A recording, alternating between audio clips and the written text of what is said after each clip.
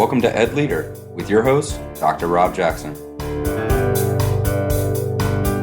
Join Dr. Jackson for conversations and reflections on improving educational leadership from the classroom to the boardroom and beyond.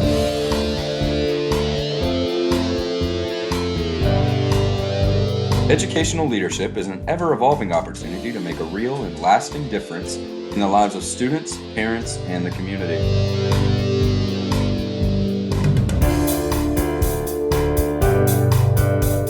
And now, here's your host, Dr. Rob Jackson.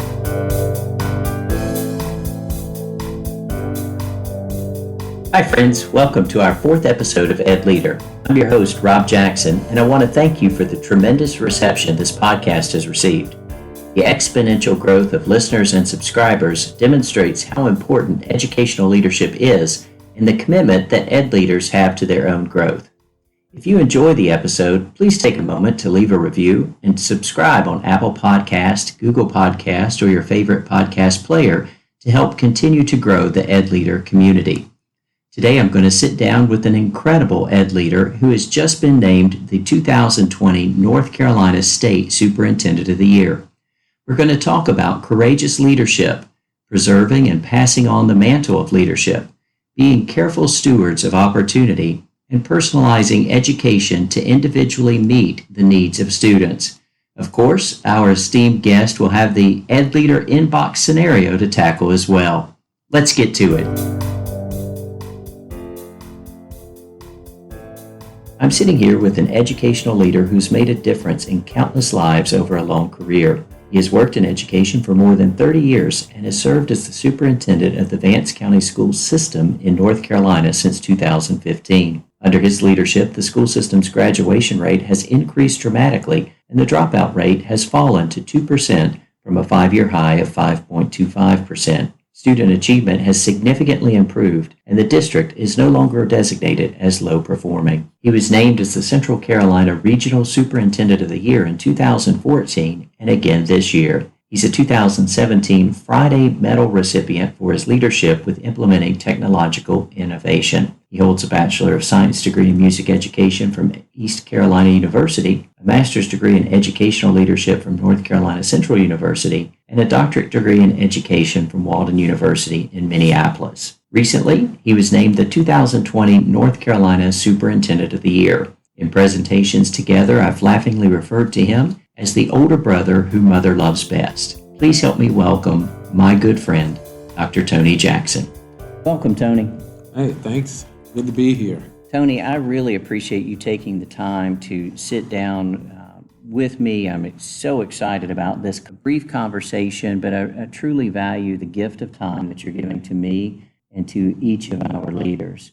Tony, I believe you've been a superintendent for about 11 years, is that correct? 11 years. So 11 years as the superintendent, and a couple months ago, I guess it's been by now, sitting in the room when they were just about to name the 2020 Superintendent of the Year for the state of North Carolina. And I heard my brother's name called out, Dr. Tony Jackson from Vance County, and I could not have been more excited. What was that moment like for you?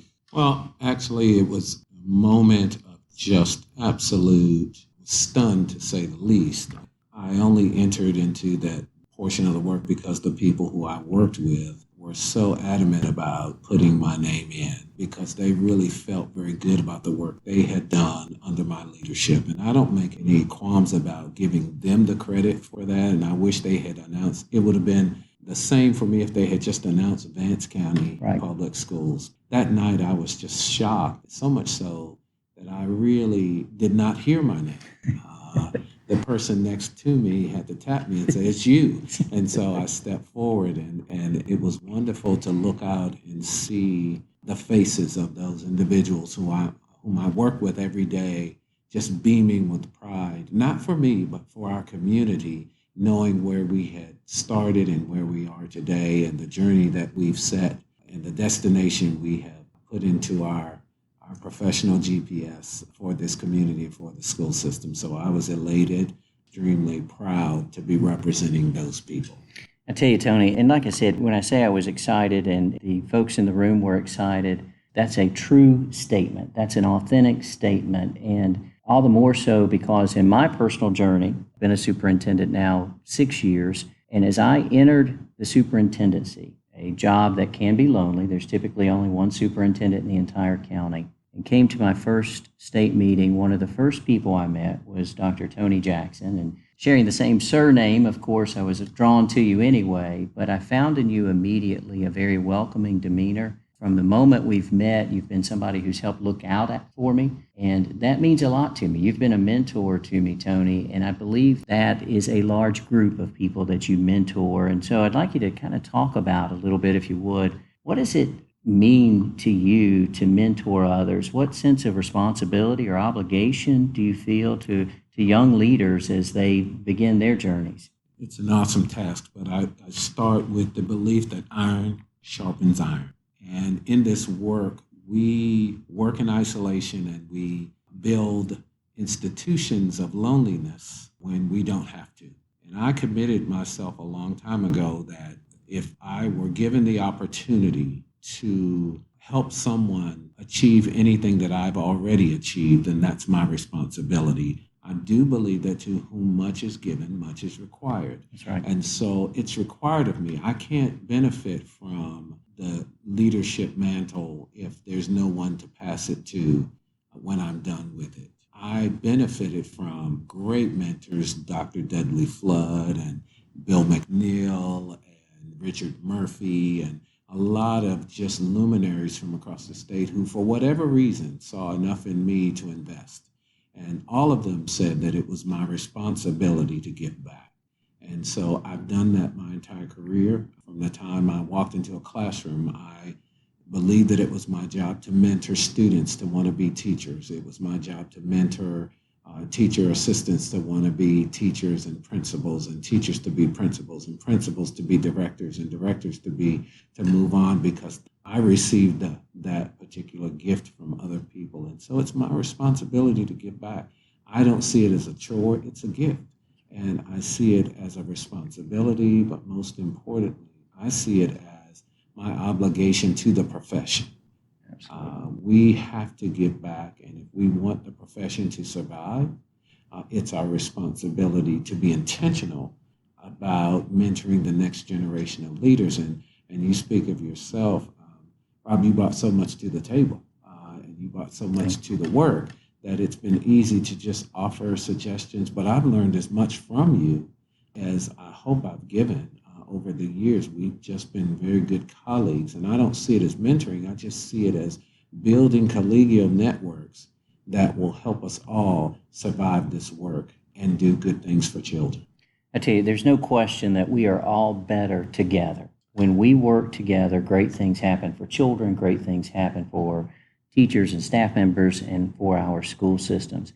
You used a word that I want to kind of touch back on. You used the word mantle. And I kind of want to take that because I really love that visual. That certainly resonates with me when I think about the mantle of leadership, or perhaps the mantle of opportunity. And in many ways, Tony, we've been given this just unique opportunity to be stewards of the opportunity, to be stewards of that mantle. And you spoke of passing it on to the next generation. And I very much appreciate you giving credit to the previous generation, those who propped us up. We've said we stand on the shoulders of giants. And so That's right. as you think about this stewardship of this opportunity, what does it mean to you that a board of education, that a community said that we would like Dr. Anthony Jackson to be our superintendent? What does that mean to you?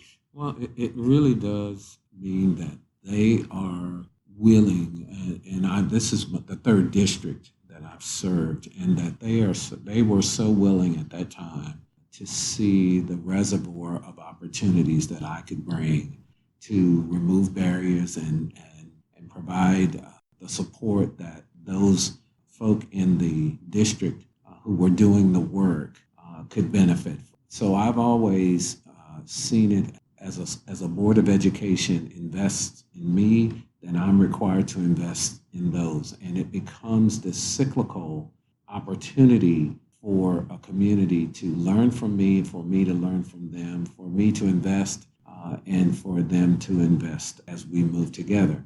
I see it as just a tremendous opportunity to serve any community.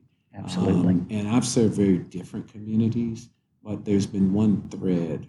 I've served 3 communities that were all in need or in search of destiny around doing what was right for kids, finding a formula to accelerate or to ignite kids towards doing a better job in the classroom and in the community. And all of these communities saw the superintendent as the catalyst for community change.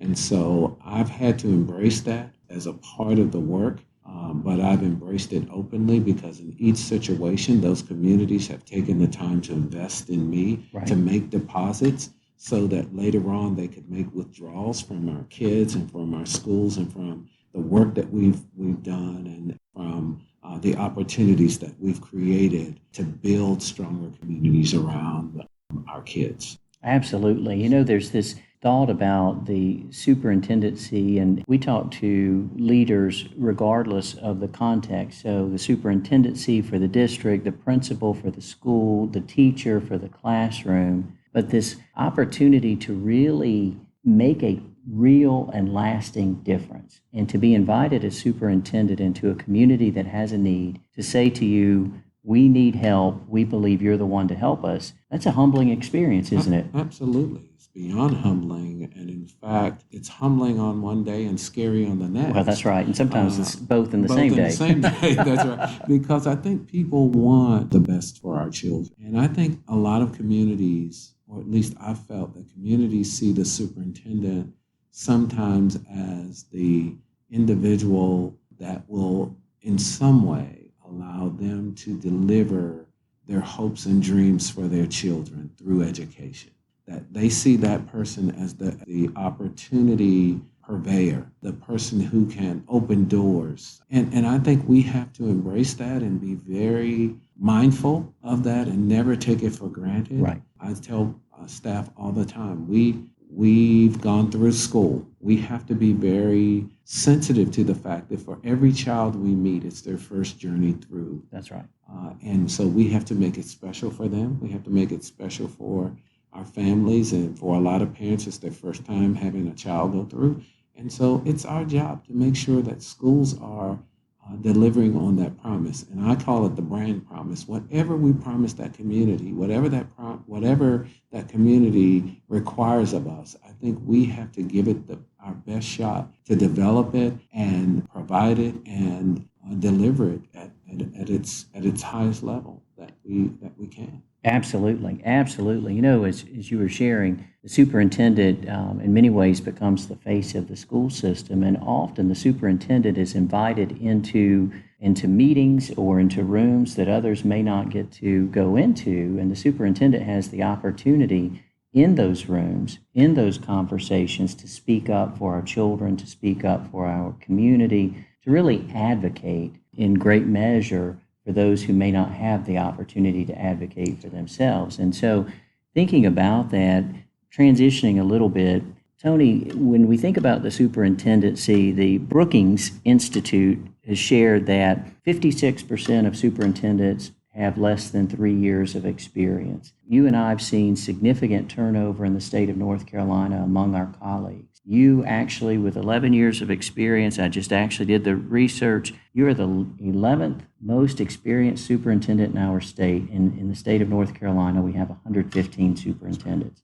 So you've survived and thrived in a profession that tends to eat folks up. So share with us, paying forward to some of the young leaders, some who may aspire to the superintendency or to superintendents themselves, in thinking about the political nature of the position. What are those things that you would like to share with folks who may aspire to the superintendency, or maybe even to frame it this way, what would you like to go back to tell yourself on the first day of the superintendency in terms of how in the world do you ensure that you're going to be there the next day to advocate for the students in terms of surviving in the superintendency? Broad question, but just kind of your thoughts about that. This is my 3rd district, and I would say that for me, I believe firmly that on day one, when you reach the superintendency, there has to be a commitment to be true to your authentic self. I love that. True to your authentic self. You have to be you. I've found that when I've tried to be other people, it just doesn't work.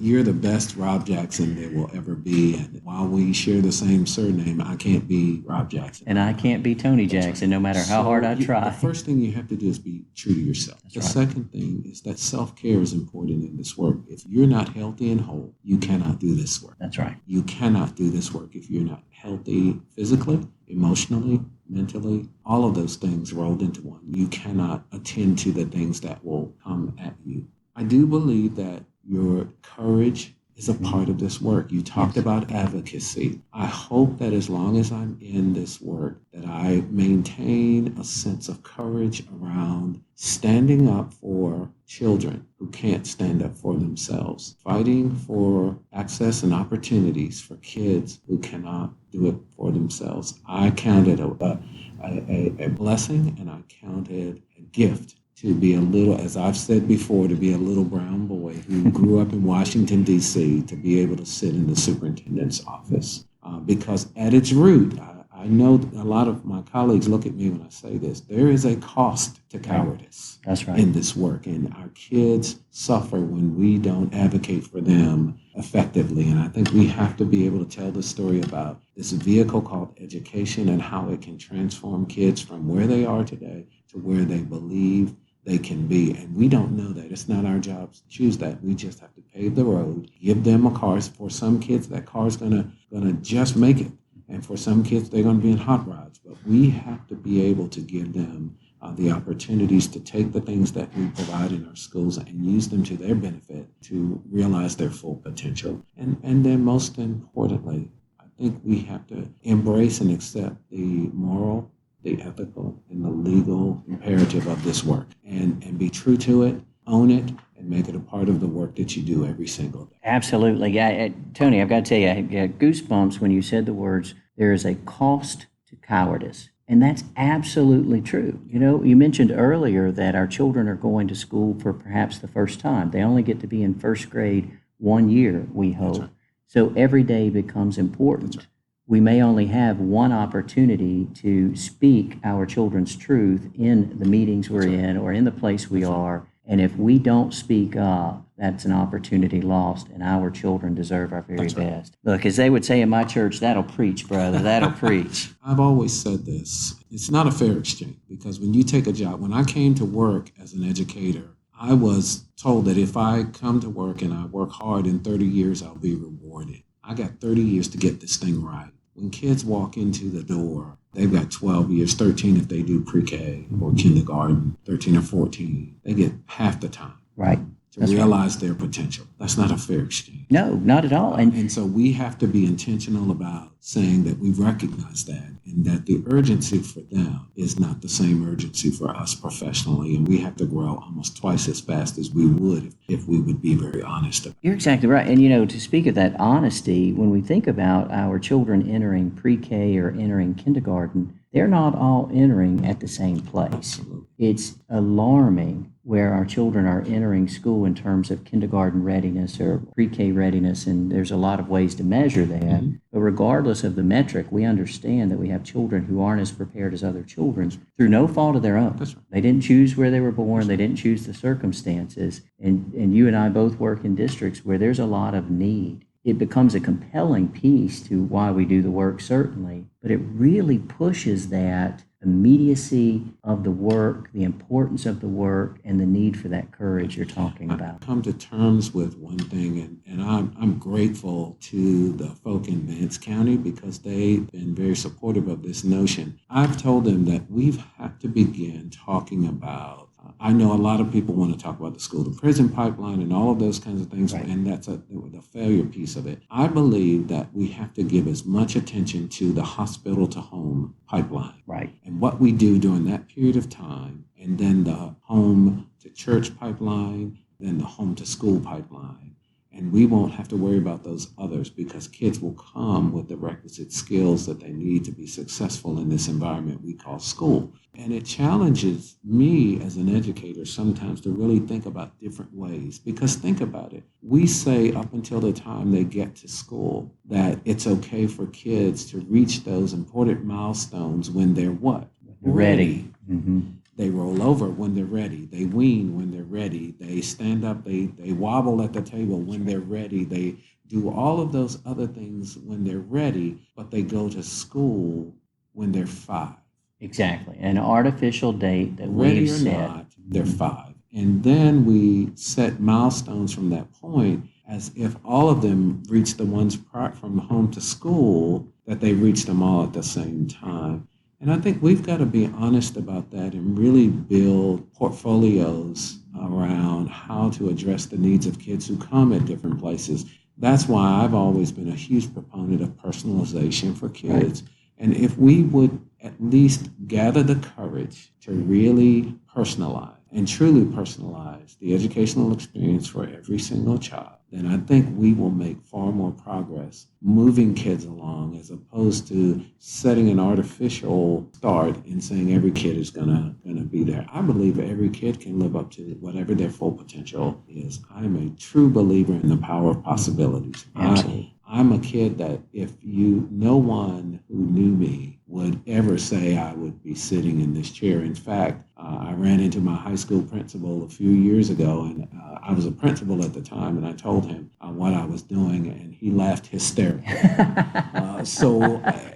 Did he say you'd been well prepared because you spent so much time in his office? That's exactly what he said, and I'm proud of that because I learned the job from the inside out. But I think we have to be honest. Yes. There's an authenticity that we have to put in front of them to say that we expect them, and not only do we expect them to come and be ready on that day one, we also expect them to leave us polished and finished when most of us didn't leave polished and That's finished. right. In fact, I have friends who are my age who are still trying to find themselves. Exactly. So I think we have to be honest with them about the journey. That's right. I love saying to people, and even my personal children, I've said to them, I want you to enjoy the journey. There you go. I want you to enjoy the journey. I don't want you to look back and say, I should have. Take advantage of every opportunity. Use every resource at your disposal, but enjoy the journey. That's so powerful, and I'm invigorated just listening to you. You know, it's an exciting time to be an educational leader, and I, for one, am proud and excited that you will have the opportunity that being the State Superintendent of the Year will afford you. I'm advising our State Board of Education opportunities to speak in large gatherings, to really speak up and share the work that you've accomplished, but also this vision you have, this work around birth through 4, this work around understanding that children are ready when they're ready, and we need to personalize and differentiate what we're doing as educational leaders. You've got mail. Just when everything is going perfectly, someone makes a choice that lands squarely on your desk. What will you do, and how will you handle it? It's time to check the inbox. Well, there's the bell, Tony. So we've got something in our inbox. Our superintendent, Vance County, we just found out someone walked into your office and said, Dr. Jackson, a teacher, now this teacher's inexperienced perhaps, a teacher has posted something on social media about the school that's not flattering. As our superintendent, how do you handle that, Dr. Jackson? First of all, we have processes, and did it happen during the school day? Is it protected speech around this area? And most importantly, what's the context? And has it created some level of disruption? Once you've learned that, then I think you have to have a conversation. Well, you have to decide whether a conversation is warranted. Right. I think people have the right to have their own opinions, sure. Even when they're not flattering for the school. But most importantly, I hope that there's a relationship that's been built over time that would allow you to have a conversation to understand why, and then you can talk with this individual about the impact of such, and then you could also inform them of school board policy around anything that could be disruptive. But most importantly, I would first appeal to them as a person and say to them, is what problem are you trying to solve? Right. And will this solve it, or will this make it worse? And then we'll decide where we will go from there. Ultimately, I want to respect their right to have a voice, but I also want to have them understand that they're on the team and they're expected to be supportive of the team. That's right. And they're expected to not do anything that would be destructive to the team. And so then there are consequences for that, as well as there are rewards for it when you do the right thing. I would hope that common sense would prevail. And I would hope that we would be able to do the right things to bring that situation to a quick resolution. There's a reason you're the State Superintendent of the Year. Thank you, Dr. Jackson. Tony, I greatly appreciate the time you've spent with us. Congratulations, my friend. I'm just so proud to be able to call you colleague, mentor, most importantly, my friend. Thank you, Tony. Thank you for having me.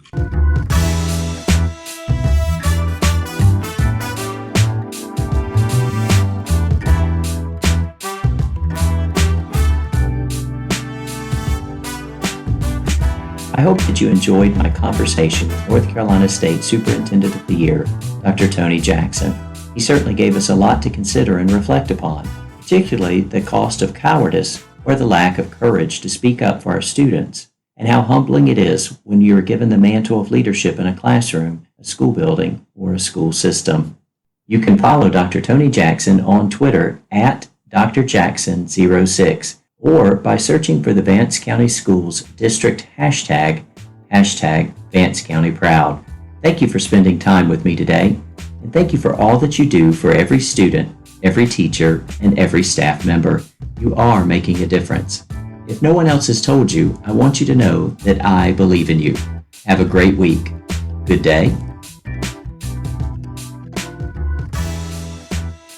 Thank you for listening to the EdLeader Podcast.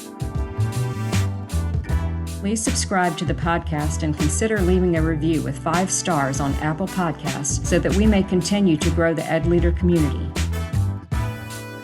We hope that you have enjoyed your time with Dr. Jackson. Until next time.